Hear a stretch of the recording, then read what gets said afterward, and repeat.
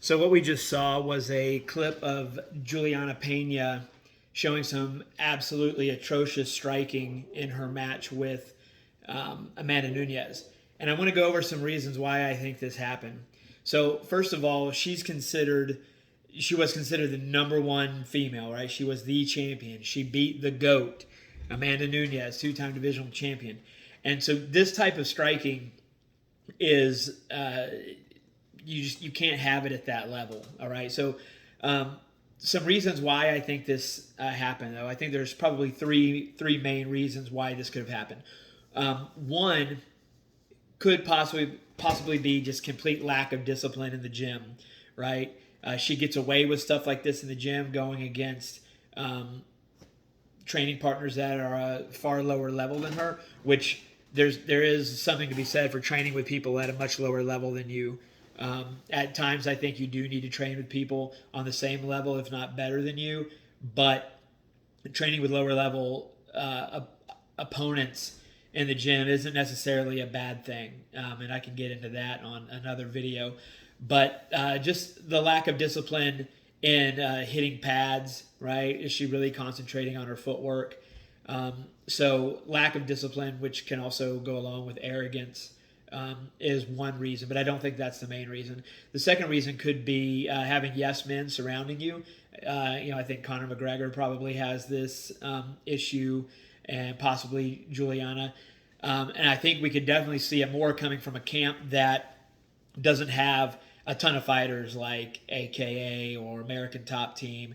They get the one golden goose and they don't want to run that person off. So the coach isn't going to really drive things into their head and really make them pay for having bad technique in the gym.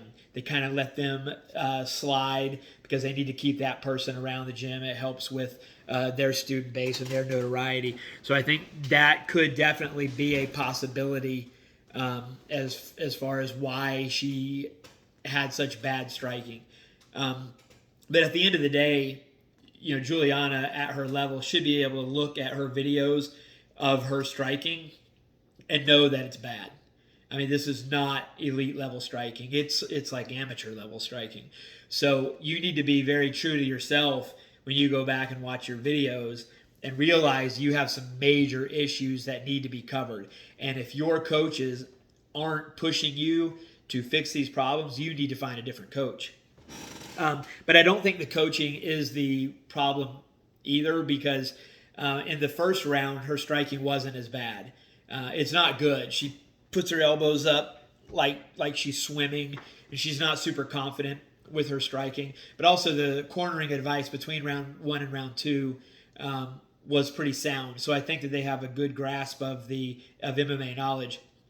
So what I really think it comes down to is the third, and that is anxiety, lack of composure when she's in there. And you might think that she's past that, being a world champion, but I think her actions really point to it being anxiety.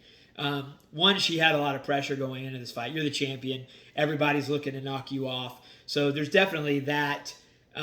There's always that pressure when you're the top dog and someone's trying to knock you off. And also you see a lot of this, what they call the octagon jitters, which is just an adrenaline dump. You see guys lose composure. They get super gassed when they probably had great cardio in the gym, and you would think that someone at championship level wouldn't have these issues, but and hers wouldn't be octagon jitters. Hers would be fighting an opponent that is staying in front of her, right? When you fight Amanda, now what happened in their first fight, I think Amanda had the anxiety issues. She was getting clipped. She was fighting someone that stayed in her face.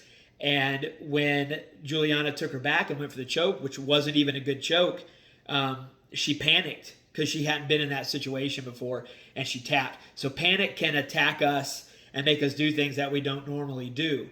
And in Pena's case, that when you're fighting Amanda, especially in the style that Amanda started fighting in the first round, which was laid back and counter fighting, waiting for her to come in. She had switched her stance, so this was another variable they probably hadn't concentrated on as much, even if they had concentrated on it some. This changes the variables, right? Changes the equation. So it's things that Nunez or Pena would have to think about. Now, in the first round, like I said, she stayed a little more composed, but then she started getting rocked. She got dropped a few times by big bombs. So she starts to second guess her strategy, and instead of being composed and thinking you have to win this fight over 25 minutes, she goes into like the fear factor mode where she feels like she needs to win it all in one fell swoop. So she attacks, hoping, she's like, if I can just get in there and land these punches, I'll change the course of the fight, which was obviously not going her direction whatsoever. And you notice that when she came in and she threw those punches, she wasn't even doing it to attempt to clinch, which would be her strong suit. She was doing it to strike. Far better, far more powerful striker. Her footwork was all over the place. It wasn't even in time with her hands. So it's like the footwork was bad on its own. The punches were bad on their own. And then you put them together, and it completely pulled her out of position, which made it way easier for Nunez to throw strikes. On top of that, she wasn't faking her way in because she was way too anxious about just getting in and landing the punch instead of faking and drawing Amanda out of her counter-fighting shell so that she could come in behind it and land her own strikes or takedowns. She did throw a few fakes later in the fight she never capitalized on, but you could tell her mind was just, she was not fully engaged and had tunnel vision on what was going on. She started panicking and trying to end the fight with one combination, which generally isn't going to work at the highest level, and most of the times it's not going to work at even a lower level. That's definitely more of an amateur level thing where you rely on pure aggression to win a fight. So those are just some of my ideas about what happened to Pena in that fight, and I'll make another video on what you can learn from that fight as probably like an up-and-coming amateur level fighter or even a professional level fighter, as we can see can happen to anybody. But I think it's very important for people to watch these fights and learn from the mistakes of other people.